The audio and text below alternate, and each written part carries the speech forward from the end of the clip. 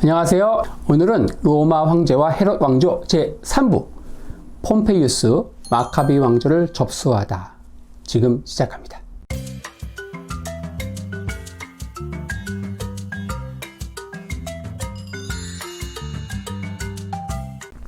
주전 67년 마카비 왕조 최대 전성기를 이끈 알렉산드라 여왕이 죽습니다.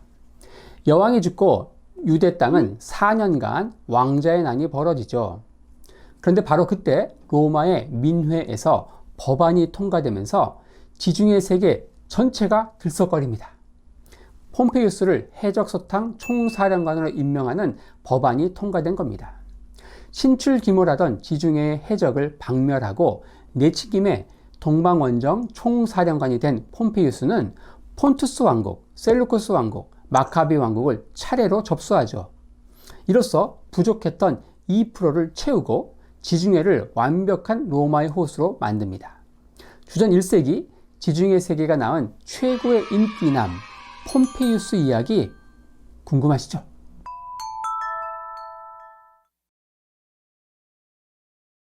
지중해에서 해적은 바닷물과 함께 시작했다는 말이 있을 정도로 오랜 역사를 자랑합니다. 그런데 유독 주전 1세기에 해적의 존재감이 부각된 것은 이 즈음 로마가 지중해 세계 태반을 접수했기 때문이죠. 수도 로마와 속주를 오가는 해상 물동량은 매년 최고치를 갱신했죠. 이런 상황은 지중해 해적 역사에서도 유례없는 전성기로 이어진 겁니다. 곳곳에서 먹을거리가 흘러넘치는 상황이었던 거죠. 결국 해적소탕 총사령관 폼페이우스는 로마의 지중해 세계 패권과 해적의 전성기라는 두 현상이 오버랩되던 주전 1세기가 강력하게 요구한 시대적 인물이었던 겁니다. 주전 1세기의 해적은 단순 도적대 수준이 아니었습니다. 로마의 배후를 교란시키려던 폰투스 왕국이 든든한 자금줄 역할을 하면서 전직 군인 출신의 풍성한 인재풀을 자랑했죠. 역사적으로도 해적과 해군은 종이 한 장 차이였습니다. 해적으로 악명을 날리던 사람이 갑자기 해군 총사령관으로 픽업돼 명성을 날리는 일도 많았죠. 스페인의 무적 함대를 격파한 영국의 해군 총사령관 프란시스 드레이크도 엘리자베스 여왕이 픽업하기 전만 해도 악랄한 해적 두목이었죠.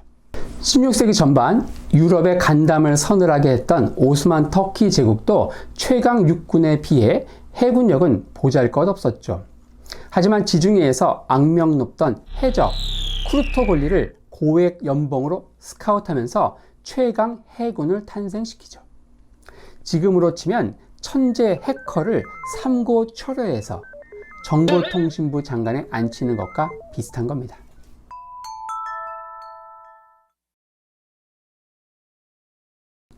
주전 67년 통과된 해적 소탕안의 골자는 총사령관에게 로마 1년 예산 중 절반을 지원하고 3년간 전권을 보장한 겁니다.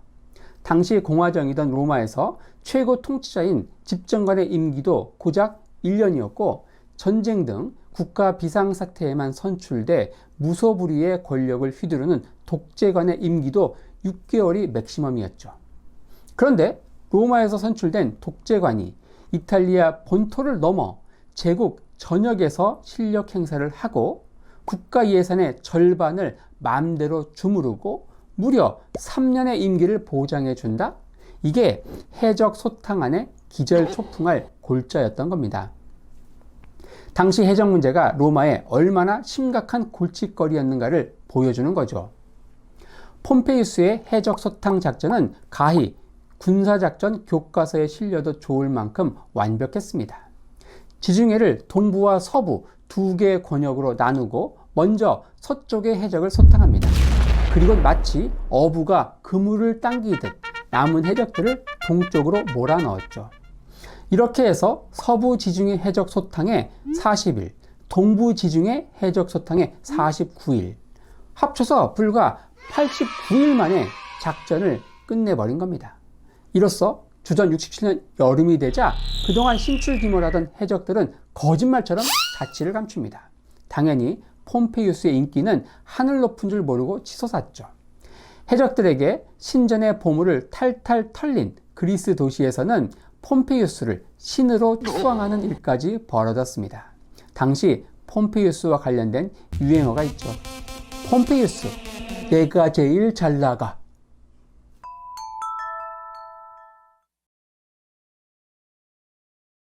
딱 하나만 빼면 모든 게 완벽했습니다. 해적 소탕의 3년 임기를 보장받았는데 고작 3개월 만에 후딱 해치워버린 게 문제라면 문제였죠.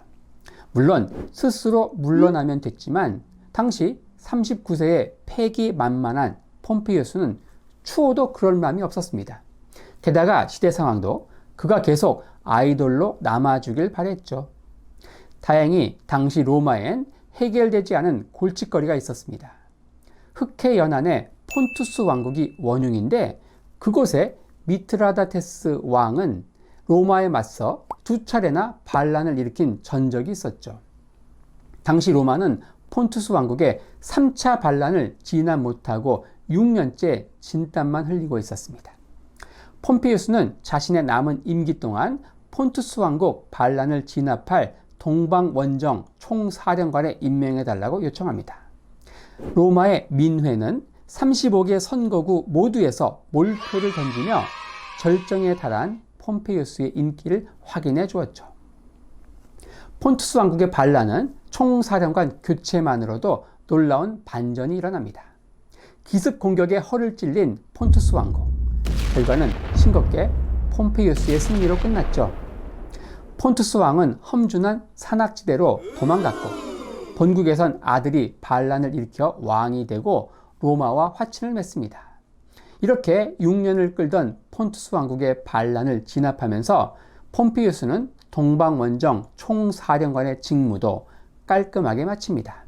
그리곤 별동대를 남쪽 시리아로 보내 이름만 남아있던 셀루쿠스 왕국을 피 한 방울 흘리지 않고 역사에서 지워버리죠.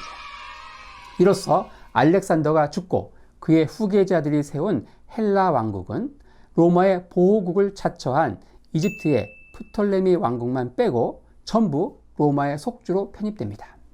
이로써 로마의 지중해 세계 제패는 폼페이우스에 의해 활용점정이 찍힙니다.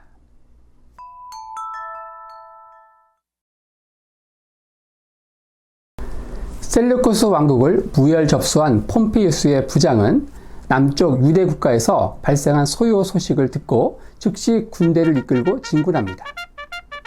나바테안 왕국의 5만 대군을 앞세운 형 힐카누스에게 쫓겨 예루살렘 성 안에 갇힌 동생 아리스토블루스에게 혜성처럼 나타난 구원의 백기사는 다름 아닌 폼페이우스가 보낸 부장이었던 겁니다. 로마의 실세장군 등장에 식겁한 나바테안 왕은 꼬리를 내리고 본국으로 주랭랑을 쳤죠. 폼페이우스는 로마의 속주로 편입된 시리아의 다메섹으로 진군합니다. 이때 값비싼 예물을 들고 동방의 제후들이 아련했고 그 무리 중엔 당연히 마카비 왕조의 두 아들도 있었죠. 하지만 여기서 동생은 결정적 실수를 합니다. 겸손히 자신의 입장을 탄원한 형과 달리 동생은 일국의 왕으로서 거만하게 나타난 겁니다. 결국 폼페이우스는 전군 총동원령을 내려 동생을 공격하는 원정길에 오르죠. 동생은 이번에도 난공불락의 요새인 예루살렘 성 안으로 들어가 장기 농상을 벌입니다.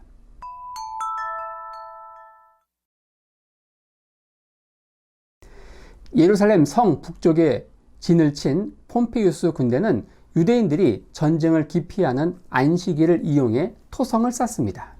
결국 포위 공격 3개월 만에 성을 함락시키죠.